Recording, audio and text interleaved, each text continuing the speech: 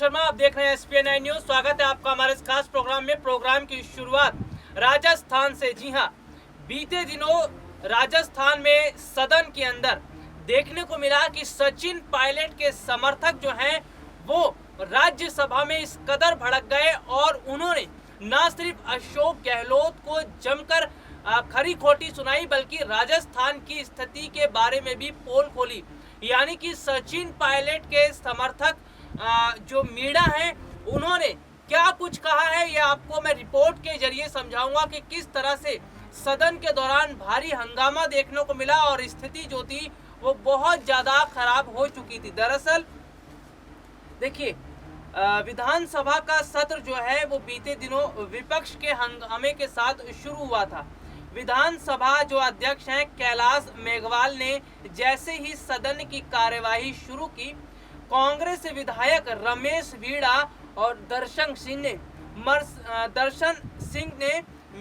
मीणा विवाद का मुद्दा उछाल दिया। इस पर हंगामा हुआ। इसके बाद नेता प्रतिपक्ष रामेश्वर डूडी ने मुख्यमंत्री वसुंधरा राजे पर हमला कर दिया। उन्होंने राजे की ओर इशारा करते हुए कहा कि सदन की नेता बैठी हैं, जिस तरह से भ्रष्टाचार बढ़ा है उससे देश में राजस्थान की बदनामी हुई है। अब देखिए, आपको और बताऊंगा कि कांग्रेस विधायक रमेश वीड़ा ने किस तरह से न सिर्फ अशोक गहलोत पर भी निशाना साधा, बल्कि वो राजस्थान सरकार की जो स्थिति है उस पर भी उन्होंने बहुत सारी पोल खोली।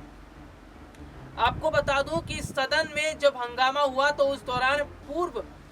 जो मुख्यमंत्री को लेकर बहुत सारी बातें कही गई, वसुंधरा राजे को लेकर, लेकिन अशोक गहलोत को लेकर क्या कहा गया। देखिए, अशोक गहलोत को लेकर यह मुद्दा उठाया गया कि किस तरह से वो राजस्थान के अंदर अनदेखी कर रहे हैं, और सबसे बड़ी बात है उन्होंने ये भी मुद्दा उठाया कि वो किस तरह से जो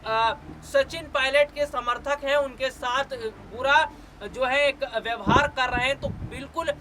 जो सदन में जो रमेश मीणा है उनका जो हालचाल देखने को मिला, उनकी जो स्थिति देखने को मिली, ये बताती है कि किस तरीके से राजस्थान के अंदर अशोक गहलोत और सचिन पायलट के समर्थकों के बीच में 36 का आंकड़ा देखने को मिल रहा है। और गौर करने वाली बात तो देखिए ये है कि यहाँ पर अगर मैं बताऊं तो अभी भी राजस्थान के अंदर सचिन पायलट और अशोक गहलोत जो है उनके बीच की जो दूरियां हैं वो कम नहीं हुई है, बल्कि दूरियां बढ़ती हुई नजर आ रही हैं। और इतना ही नहीं, राजस्थान के अंदर जो उपचुनाव होने वाले हैं, इन उपचुनाव में जो 4 सीटों पर उपचुनाव होने वाले, इन 4 सीटों के उपचुनाव को अशोक गहलोत खुद अपने दम पर जीतना चाहते हैं और सचिन पायलट को दरकिनार करना चाहते हैं। यानी कि स्थिति कुछ इस कदर बनी हुई है कि अशोक गहलोत केवल एक दिखावे के लिए सचिन पायलट को अपने साथ रख रहे हैं, लेकिन उनकी मंशा यह है कि सचिन पायलट को दरकिनार कर चारों सीटों पर जो है वो कांग्रेस का कब्जा बनाया जाए और चारों सीटें वो खुद अपने दम पर हासिल करें। लेकिन आपको बता दूं कि अशोक गहलोत जैसा सोच रहे हैं ऐसा नहीं होता हुआ नजर आ रहा है, क्योंकि राजस्थान में जो उपचुनाव होने वाले इनमें से जो 4 सीटें हैं, इनमें से कुछ सीटों पर सचिन पायलट का बहुत अच्छा दबदबा है और सचिन पायलट के बिना समर्थन के ये सीटें अशोक गहलोत को नहीं मिल सकती और सीधा सीधा नुकसान अशोक गहलोत को उठाना पड़ेगा। यानी कि अशोक गहलोत ने जो फैसला किया है कि वो सचिन के बिना ही ये उपचुनाव जीतेंगे, और उन्होंने देखिए उपचुनाव से पहले एक बड़ा दांव भी खेला। कई करोड़ों रुपए की परियोजनाओं को उन्होंने मंजूरी दी ताकि जो चारों सीटों पर उपचुनाव होने वाले वहां की जनता राजस्थान में जो है वो कांग्रेस को वोट दे, अशोक गहलोत का साथ दे। लेकिन आपको बता दूं कि एक स्थिति कुछ इस तरह की होती है, जो राजनीतिक पार्टी का जो दबदबा होता है वो बहुत मायने रखता है। सचिन पायलट का दबदबा राजस्थान में है, इस बात से इनकार नहीं किया जा सकता। युवा लोग सचिन पायलट के साथ जुड़े हैं। राजस्थान के अंदर युवा ही नहीं बल्कि किसान हैं, बाकी अन्य वोटर्स हैं, महिलाएं वोटर्स हैं, वो भी सचिन पायलट के साथ जुड़े हुए। तो सचिन पायलट को दरकिनार करना, सचिन पायलट के समर्थकों को एक तरफ कर देना, यह अशोक गहलोत के लिए मुश्किलें खड़ी कर सकता है और राजस्थान के अंदर कांग्रेस पार्टी के अंदर फूट की जो स्थिति है वो एक बार फिर से बढ़ती हुई नजर आ रही है। जिस तरह से सदन के दौरान भारी हंगामा देखने को मिला और रमेश मीणा ने अशोक गहलोत को लेकर भी बहुत सारी बातें कही और सिर्फ उन्होंने ये भी कहा कि किस तरह से जो राजस्थान सरकार है वो एक अलग रवैया अपना रही है, लेकिन ये बिल्कुल भी सही नहीं है। तो यहाँ पर रमेश मीणा की बात से सारी चीजें साफ होती हुई नजर आ रही हैं कि राजस्थान में सब कुछ ठीक नहीं है। बीते कुछ दिनों पहले जो तस्वीरें सामने आई थी जिसमें सचिन पायलट और अशोक गहलोत एक हेलीकॉप्टर में बकायदा बैठे हुए थे और ये दिखाने की कोशिश की गई थी अशोक गहलोत की तरफ से कि सचिन पायलट के साथ उनके जो रिश्ते हैं वो बिल्कुल ठीक है और ऐसा कुछ भी नहीं है जैसा बताया जा रहा है। लेकिन एक बार फिर से जो रमेश मीणा ने बात कही, इसके बाद से ये चीजें सामने आने लगी कि वाकई में जो तस्वीरें थी वो बिल्कुल झूठी थी और जो राजस्थान की मैं बात करूं तो वहां पर अशोक गहलोत जो है वो ये जो उपचुनाव होने वाले उनमें से चारों सीटों पर वो खुद जो है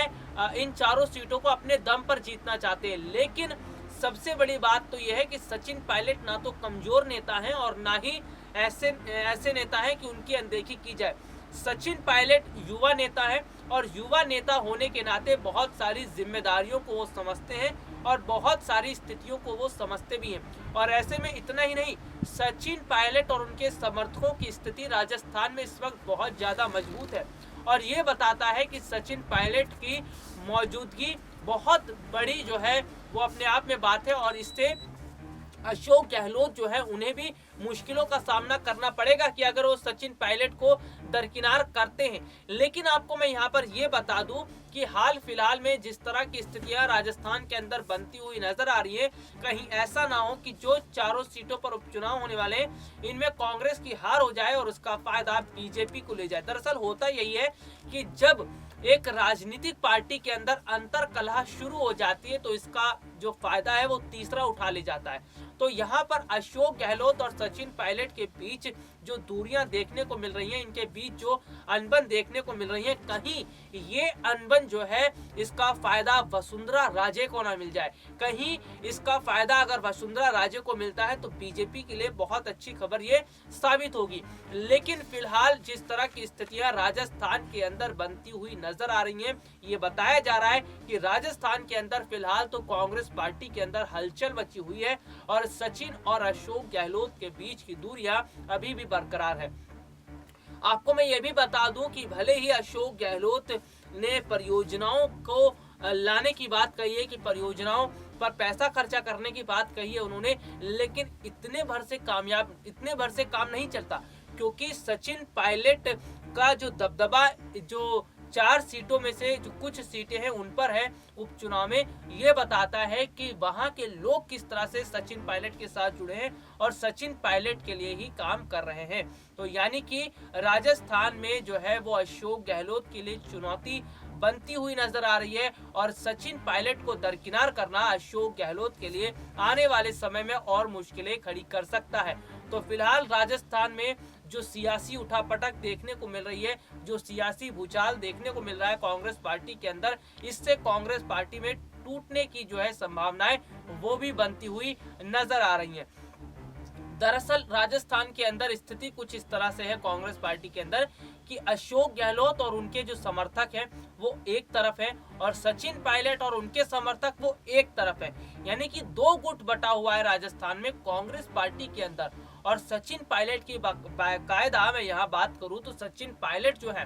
वो लगातार कोशिशें कर रहे हैं राजस्थान की जनता के साथ जुड़ने का। वो बाकायदा ये कोशिश कर रहे हैं कि राजस्थान की जनता ज़्यादा से ज़्यादा उनके साथ जुड़े और इसके लिए वो बाकायदा किसान पंचायत कर रहे हैं, रैली कर रहे हैं, जनसभा कर रहे हैं, इसके जरिए वो लोगों को अपने साथ जोड़ रहे हैं। यानी कि ये चीज़ें बताती हैं कि किस तरीके से सचिन पायलट जो है ना सिर्फ अपनी स्थिति को मजबूत कर रहे हैं बल्कि अपने समर्थकों को साथ लेकर चल भी रहे हैं। और ये पता चल रहा है कि वाकई में सचिन पायलट का दबदबा अब बिल्कुल एकदम ऐसे लग रहा है कि वो अशोक गहलोत के बराबर में खड़े हैं और अशोक गहलोत को सचिन पायलट की अनदेखी करना बहुत बड़ा नुकसान उठाना पड़ सकता है। तो फिलहाल के लिए आज मुझे इजाजत दीजिए, नमस्कार।